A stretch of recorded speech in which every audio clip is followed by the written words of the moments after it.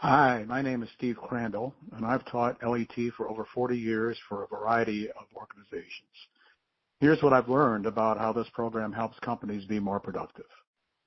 Organizational effectiveness can be increased dramatically if people are working in the no-problem area as much as possible.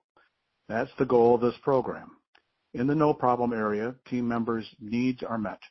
If people are not in the no-problem area, they are not worried about the company or you, the leader. They are worried about themselves. They'll spend most of their time on their own issues, so their energy is focused on themselves, not on others.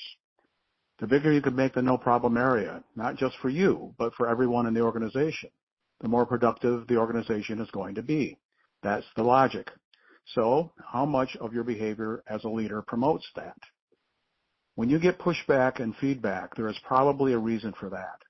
And if you know what that reason is, you have a better chance of incorporating this in communication and solutions to problems.